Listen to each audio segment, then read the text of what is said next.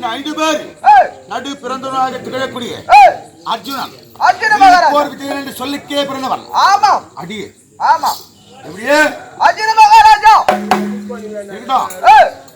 Silent silent. ஆதி நாளையிலே எங்களுக்கும் கௌரவர்களுக்கும் ஆவறது கிடையாது. கௌரவர் யார் தெரியுமா? எங்க பெரியப்பா பிள்ளைகள், திருதராட்டினுடைய புதல்வர்கள், கௌரவர் என்று சொல்லக்கூடிய துரிநாதிகள் 100 பேர். 100 பேர் எதனா 100 பேர் பஞ்ச பாண்டவர்கள். நாங்கள் 5 பேர். 5 பேர். இந்த 105 பேருக்கும் சிறு வயல் முதல் கொண்டு பகை ஏற்பட்டு எங்களை வஞ்சிக்க வேண்டும். எத்தனையோ சூதுகள், எத்தனையோ சூது மார்க்கங்கள் செய்யலாம். ஒன்னா ரெண்டா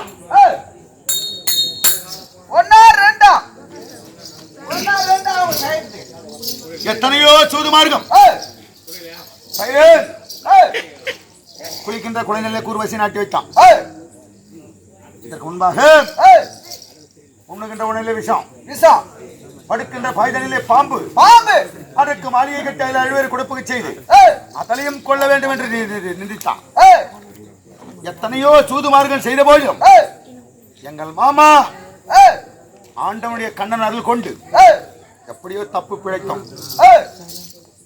ஒரு நாள் எங்கள் சமூகத்தை நாடி மதிப்பிற்கும் மரியாதைக்கும் உரிய திருலோக சஞ்சாரி நாரத மகாமுனிவர் வந்தார். வந்து எங்களை கண்டு ஆண்டவர்களே, உங்களுடைய தந்தை பாண்டு மகாராஜன் அவர் இறந்து வெகு காலாய் போச்சு. வெகு காலமான பிறகும் சொர்க்கம் சேராமல் ஆழ்ந்த நரகத்திலே இருக்கார். அவர் சொர்க்கம் சேர வேண்டும் என்றால் உலகத்தில் யாருமே செய்து கீர்த்தி பெற முடியாது. பெருத்ததோர் வேள்வி ராஜசூயாக வேள்வி அதை செய்து முடித்தால் உங்கள் தந்தை பாண்டு மகாராஜன் சொர்க்கம் சேருவார் என்றவர் சொல்லு. ஆண்டவனுடைய அருள் கொண்டு ராஜசூயாக வேள்வியை நடந்து முடித்தேறியும் நடந்து முடித்தேறியது. அதை காணுபோட்டாக தயாரியா விளங்கக்கூடிய துரிநாதிகள் வந்தாங்க. எங்கள் வேள்வியை கண்டார்கள். எங்கள் மீது பொறாமை கொண்டார்கள். இவங்க யாருமே செய்ய முடியாது, யாரும் செஞ்சுட்டாங்களே அப்படின்னு பொறாமை. பாண்டவர்கள் 5 பேர் தான் இருக்காங்க. பெருத்த வேலை செய்தாங்க. நாம 100 பேர் இருக்கோம். எந்த பிரயோஜனம் இல்லை. இந்த பட்டி மக்களை இப்பொழுதே வெட்டி எறியணும். இவர்கள் முற்றி மரமாகிவிட்டால் அடிப்பது கடினம் என்று உள்ளத்திலே நஞ்சு கொண்டான். யாரு? துரியோதன மகாராஜன். மகாராஜன் இருக்கட்டும். அப்படியே சாப்பிட சென்றான். ஒரு முத்து மண்டபத்தை கட்டினான். அதை காணும் போட்டாங்களை வரவழைத்தான். அண்ணாவும் தம்பிமார்களும் நாங்களும் மொத்த பேரும் அங்க கிளம்பணும். எங்கள் 5 குற்ற தேவையும் கிளம்பணும். 6 பேரும் அதாவது அஸ்னாபுரம் போனோம். அங்கே சென்று அந்த அஸ்னாபுரத்திலே முத்து மண்டபத்தை பார்த்து அந்த முத்து மண்டபத்தில் அமர வைத்து எங்களுடைய அந்த முத்து மண்டபத்திலே பெரியவங்க சொல்லுவாங்க, ஆய கலைகள் 64 கலை. மொத்தம் எத்தனை கலை? 64 கலை. 64 கலைகள். 64 கலைகளையும் தெளிவுற கற்றவன் உலகத்தில் ஒருவனும் இல்லை. தெளிவுற கற்றவன் ஒருவனும் இல்லை உலகத்தில், ஒருவனும் கிடையாது. ஆமா, கலைவாணியே இன்னும் படிச்சுட்டு இருக்கான்னு சொல்றாங்க பெரியவங்க. கலைவாணியே இன்னும் படிச்சுக்கிறாங்க. இன்னும் நம்ம அந்தமா இன்னும் கத்துக்கிட்டே இருக்காங்க. நம்மளாம் ஏமாத்திரம். நம்மெல்லாம் கடலிலே விழுந்து கடுகு போன்றவர்கள் நம்மெல்லாம். ஆமா, அப்படி இருக்கு. இந்த ஆய கலைகள் 64 கலை. 64 கலைகளில் 57வது கலை பகடை, அதாவது சூது என்று சொல்லக்கூடிய சொக்கட்டா. ஒரு மனுஷன் எதுல அடிமைப்பட்டாலும் அவன் தேறி வெளிவந்துருவான். மது அவனா திறந்ததுக்கு ஒரு காலம் உண்டு. அவனா திரிஞ்ச வாரத்துக்கு ஒரு சந்தர்ப்பம் ஒண்ணு வரும். ஆமா, ஆமா ஆமா. ஏய், நான் திறந்தது என்னால் இல்ல, ஏய், நானா திறந்தல. ஏய், என்ன ஒரு தெய்வம் திறந்து வச்சது. ஏய், என்ன ஒரு தெய்வம் திறந்து வச்சுங்க. அந்த தெய்வத்தால் தான் பாடுறேன். ஏய், ஏதோ 4 காசு வச்சு நிம்மதியா இருக்கிறேன். ஏய்,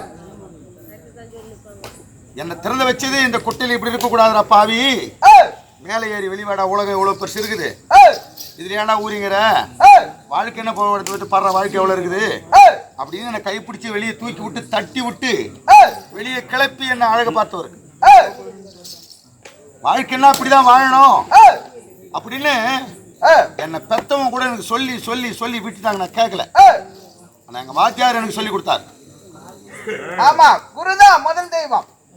எங்க அப்பா கூட நான் பெருசா நினைக்கல, ஏய், எங்க வாத்தியார் தான் நான் பெருசா நினைச்சேன். ஏய், இன்னமும் நினைச்சுக்கிட்டே இருக்கேன். ஏய், ஏன்னா ஏய். அவர் இல்லைன்னா நான் என்னைக்கோ புல்லு முளைச்சு போயிருக்கேன். மகாராஜா, ஆ?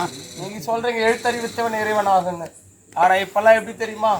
எழுத்தறிவித்தவன் எதிரி ஆவான். அது என்ன பண்றது? பழமொழியே இருக்கு, தெளிவுற தெல்லற வித்தை பயின்றால் சீடனும் குருவை நினையான். இதுதான் உண்மை.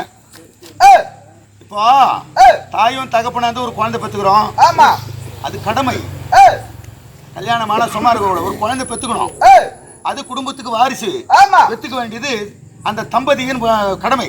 ஏய், உன்னை பெத்தேன் வளர்த்தேன், இப்படி கஷ்டப்பட்டு காப்பாத்தினேன், ஏய். எங்களை உட்கார வச்சு நீ சோறு போடுறது தப்பு. ஏய், அப்படி கிடையாது.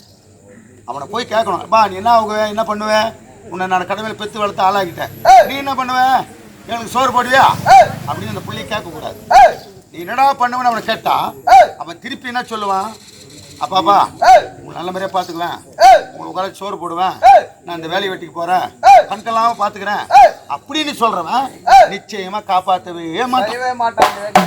அவன் என்ன சொல்லணும் தெரியுமா? ஏய், நீங்க எப்படி ஒரு குடும்பத்தை ஏத்துக்கிட்டு ஏய், குழந்தைகளை பெற்றெடுத்து ஏய். கண்ணியமாய் வளர்த்து ஏய். நல்லபடியா அதுக்கு கல்யாணம் பண்ணி வச்சு ஏய். இந்த உலகத்திலே அதற்குன்னு ஒரு அங்கீகாரம் கொடுத்து ஏய், நடமாட வச்சீங்களோ ஏய். அதே போன்று நானும் ஏய், என் குடும்பத்தை காப்பாத்துவேன் ஏய், அப்படின்னு சொல்ற பிள்ளைதான் இருக்கணும். ஏய், அதை பார்த்து நம்ம சந்தோஷப்படணும். ஏய். அப்படிதான் இருக்கணும். ஆமா. சரி, அது விடு. அப்படியே ஏய், என்னை வாழ வைத்த தெய்வம்.